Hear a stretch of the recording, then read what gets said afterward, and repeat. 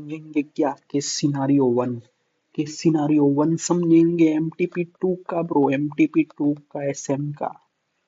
समझ आ गया, सारे MCQ समझ लेंगे शांति से। और ये जो भी लिखा हुआ है सिंपल वर्ड्स में लिखा हुआ है गाइस, तो ये सिंपल वर्ड्स में लिखा हुआ है इसलिए कोई बकचोदी ना करो।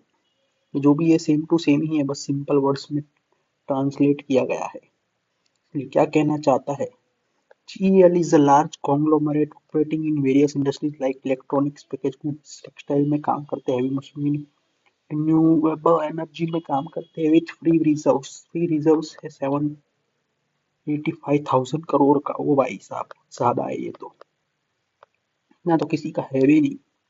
GEL has built a strong, मतलब अंबानी ही है, ये अंबानी है, बहुत सारी लीडरशिप भी है इसके पास। The renewable energy sector, GEL के पास क्या है, इंडस्ट्री को लीड किया है 15 सालों में, और एक्सटेम्परली अच्छा काम कर रहे हैं 15 सालों से लीड करते हुए रिन्यूएबल एनर्जी सेक्टर में। हवेवर कंपटीशन, हवेवर आए मतलब कुछ जोल जाल है कंपनी में हो गया, अभी दिक्कत आ रही है कंपनी में। कंपटीशन इंटेंसिफाइड मतलब बहुत क्या हो गया है, कशमकश हो गई है, बहुत कंपटीशन का माहौल है अभी। क्यों? क्योंकि नोवा एनर्जी लिमिटेड और जेनिथ लिमिटेड ने मर्जर कर दिया है, फॉर्मिंग सिनर्जी रिन्यूएबल्स लिमिटेड। अभी सिनर्जी ले मतलब ये इसका कंपटीशन आ गया है, कंपटीशन है ये इन लोगों का, इसका GEL का, which now holds the top market share. अभी ये मर्जर हो गया है तो वो लोग टॉप मार्केट शेयर हो गया है इनका। तो अब उनके कंपटीशन का सामना करने के लिए GEL चेयरमैन ने मीटिंग बिठाई है, सोचने के लिए, इसके साथ बोर्ड ऑफ डायरेक्टर्स के साथ, डिविजनल हेड के साथ, मार्केटिंग एग्जीक्यूटिव के साथ, group CFO chief financial officer के साथ।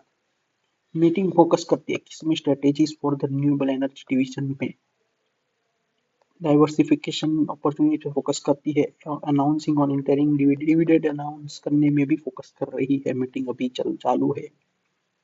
CEO of renewable energy Arvind Malhotra बोलता है, चौध ऐसा बोलता है, क्या बोलता है अरविंद मल्होत्रा, बोलता है कि industry slow modernization, industry is slow, क्या बोला अरे, noted the industry slow modern compare to global standards. उन्होंने नोट किया है इंडस्ट्री का स्लो मॉडर्नाइजेशन किया है, किसके साथ, ग्लोबल स्टैंडर्ड के साथ। He suggested investing 27,000 modern to reduce operational cost by 20%। 27,000 crore खर्चने का बोल रहा है, क्या कि 20% कम हो जाए, तो खर्चो ही मत, 20% वैसे ही कम हो गया, समझे क्या।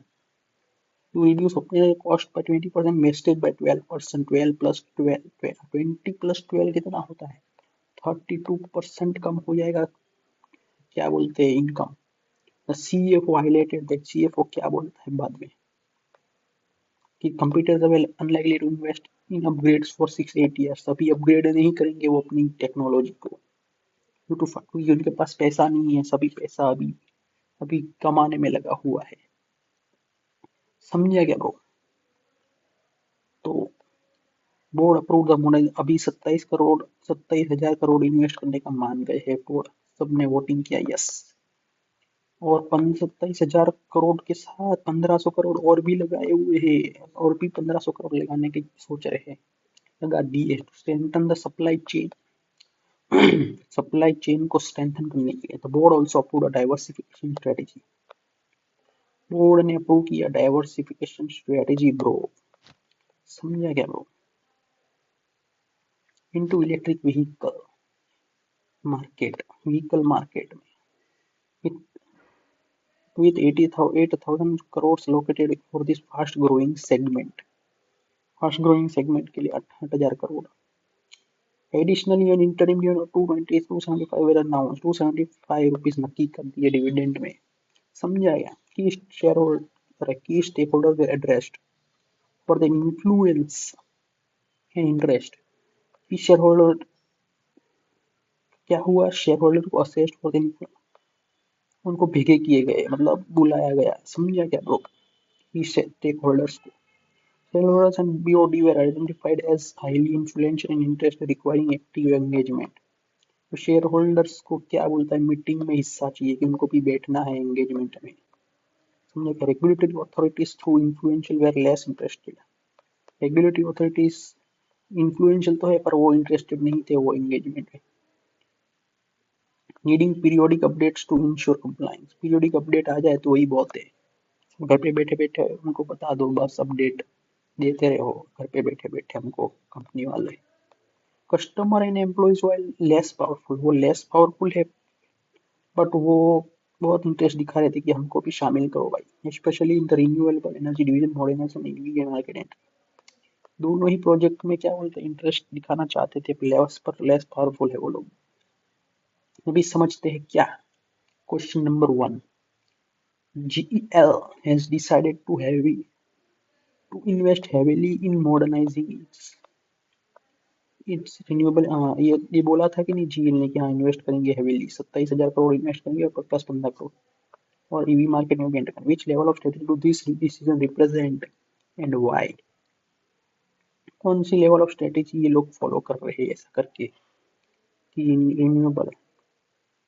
Functional level, these are about improving operation within the renewable energy division। Functional level का ये ऑप्शन है। सेकंड, बिजनेस लेवल का क्या होती है, align with the goals of one division to gain one in advantage. these align with the goals of one division, ये भी नहीं आएगा। Corporate level, this affects overall portfolio and involve diversification। इससे क्या होगा, जीएल का पोर्टफोलियो सुधर जाएगा और डाइवर्सिफिकेशन हो जाएगा। Operational level, this daily activities of the, तो सबसे पहले ये दोनों तो बिल्कुल नहीं आएंगे, पोर्टफोलियो ये सब नहीं, ये भी नहीं आएगा। आएगा क्या, फंक्शनल लेवल का, this about improving operation with renewable, operation improve करने के लिए, देखो अभी पढ़ते हैं तो भी समझ में आ जाएगा। He suggested investing 27,000 crore in modernization to reduce operational cost by 20% and wastage by 12%। 32% से रेगुलर एक्टिविटी कम हो जाएगी। CF highlighted that competitors were unlikely to invest in upgrades। Proposed money allocated, approve कर दिया BOD। तो इससे क्या होगा, इससे ये डेली एक्टिविटीज पे फर्क तो पड़ेगा, क्योंकि क्या बोलते हैं, सुधर जाएगा यूएसए, तो ये डीबी ऑपरेशनल लेवल भी आ सकता है। समझ आ गया, अभी चेक करके देखते हैं गाइस। अरे रुको गाइस, अभी समझ में आया था, इसको डिलीट मारते हैं, तो इसका आंसर आ गया। ओपन क्रोम ब्रो, खुल सिम सिम फटाफट से, हिम हिम हुआ खुली नहीं रहा वेंचर। इसका आंसर क्या आता है गाइस, इसका आंसर के हो वैसे, फर्स्ट के सिनारियो का, फर्स्ट का आता है सी आता है ऑप्शन। ओवरऑल पोर्टफोलियो सुधर जाएगा, कॉर्पोरेट लेवल पे काम हो रहा है, समझ लो गाइस।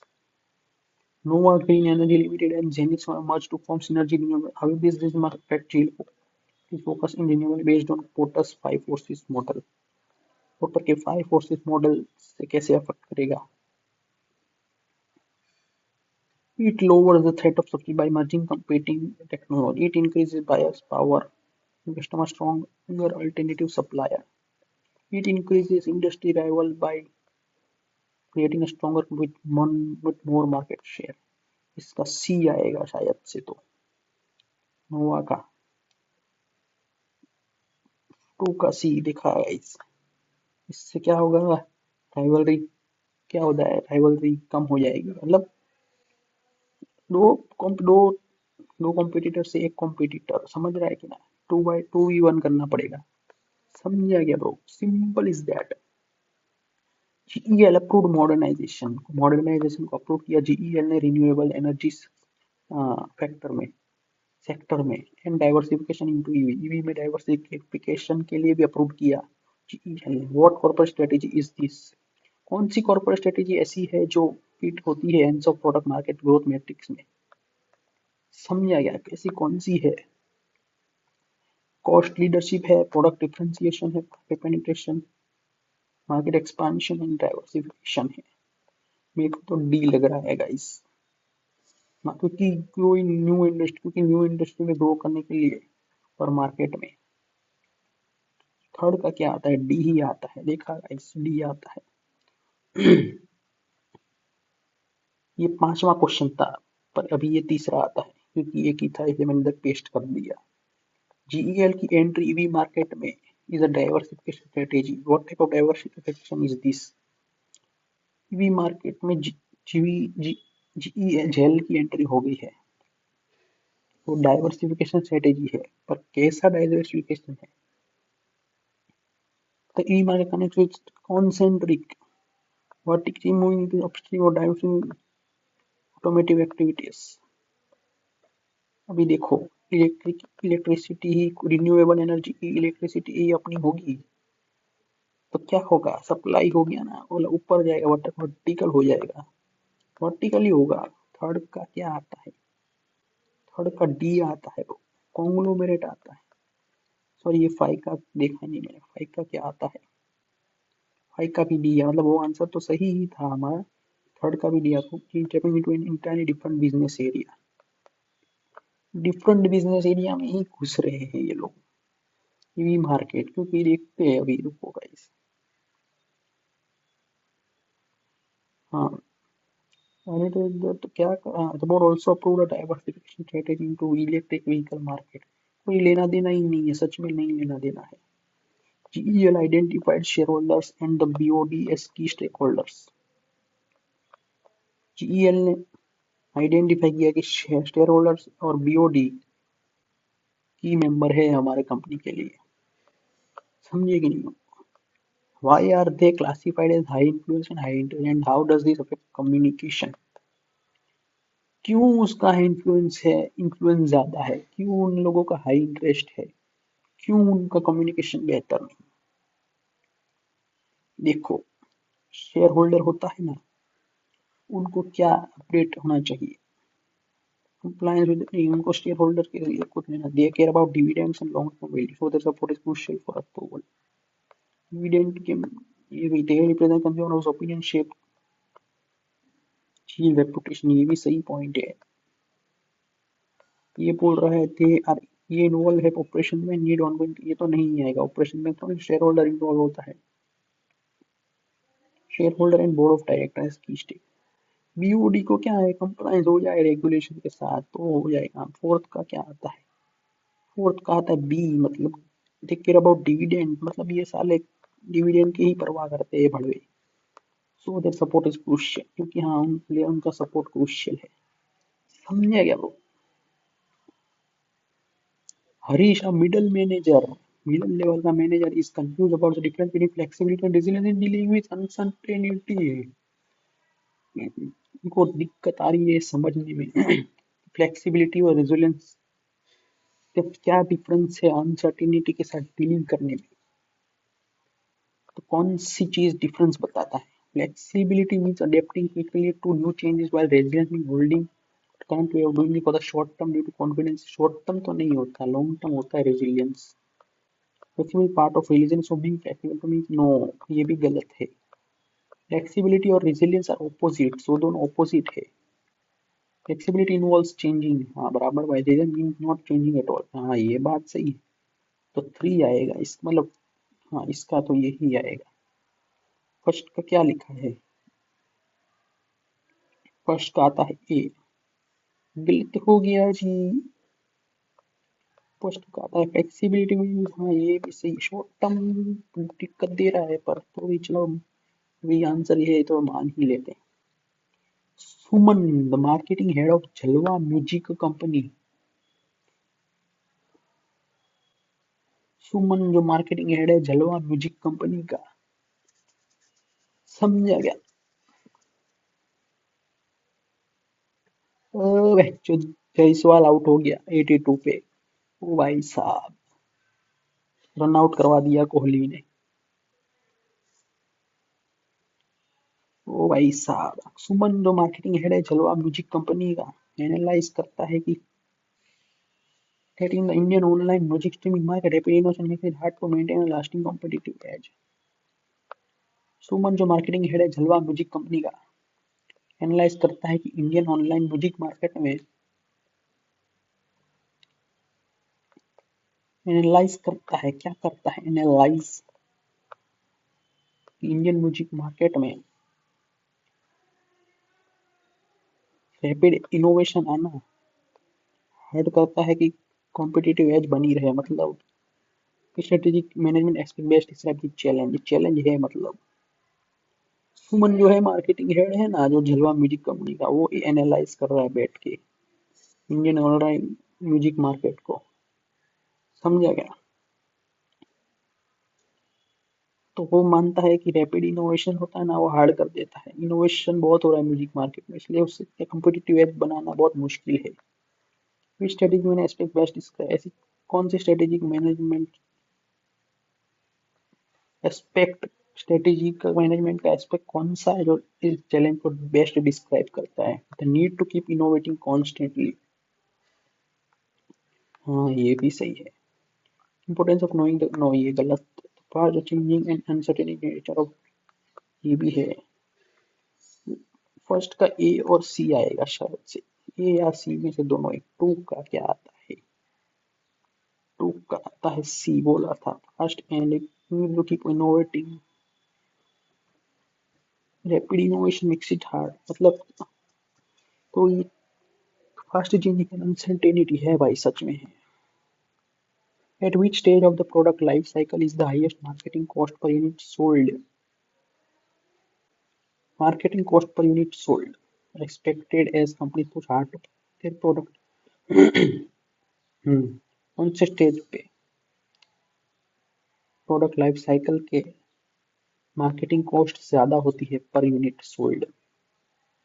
इंट्रोडक्शन, इंट्रोडक्शन पे ही होती है मार्केटिंग कॉस्ट हाई, या डिक्लाइन पे भी हो सकती है।